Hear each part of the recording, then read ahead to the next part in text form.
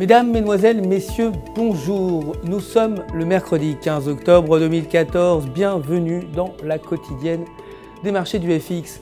Wall Street a connu une séance mixte hier. Après la publication des rapports trimestriels des titres bancaires, le Dow Jones a perdu 0,4%, le S&P 500 a gagné 0,16% et le Nasdaq s'est renforcé également de 0,32%. L'action JP Morgan a chuté de 0,29%, terminant à 57,99 $ après des profits au troisième trimestre moins bons que prévu.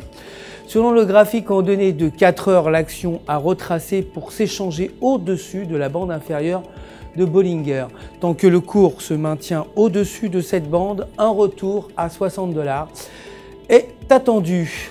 Le dollar américain, pour sa part, s'est échangé à la hausse face à la plupart des devises principales suite aux inquiétudes liées à l'économie mondiale qui ont éclipsé un indice positif des petites entreprises américaines. Aujourd'hui, les ventes au détail hors éléments volatiles devraient atteindre 0,2% contre 0,3%, le PPI 0,1% contre 0%, les ventes au détail moins 0,1% contre 0,6% et l'indice manufacturier de l'Empire State 20,5 contre 27,5 précédemment.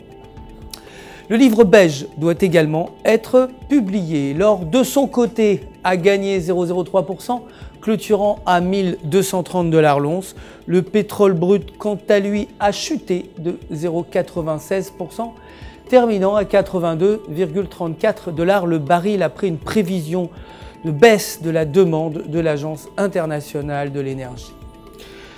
L'or, quant à lui, a reculé face au dollar américain suite à un rapport sur le sentiment économique allemand du ZEW plutôt faible. La production industrielle a également été moins bonne que prévu, à moins 1,8% contre moins 1,5%. Et selon le graphique en données de 4 heures, la paire euro-US dollar a croisé la bande inférieure du triangle. Une chute supplémentaire pourrait amener la paire autour de 1,2550. Aujourd'hui, le président de la Banque centrale européenne, Mario Draghi, devrait s'exprimer. Pour terminer, la livre a chuté face au dollar en raison de données économiques décevantes au Royaume-Uni.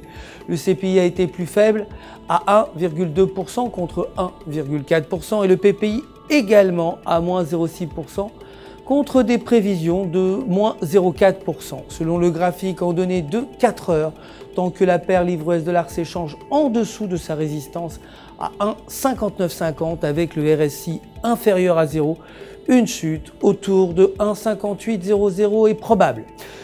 Aujourd'hui, le nombre de nouveaux demandeurs d'emploi devrait être de moins 34,200 contre moins 37 200. Moins 34 200 contre moins 37 200, vous avez compris auparavant, et le taux de chômage de 6,1% contre 6,2%.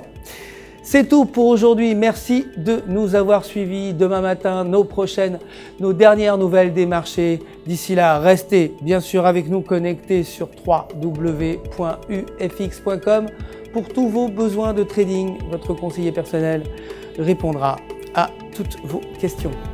Le centre d'assistance de trading du FX vous souhaite une excellente journée de trading.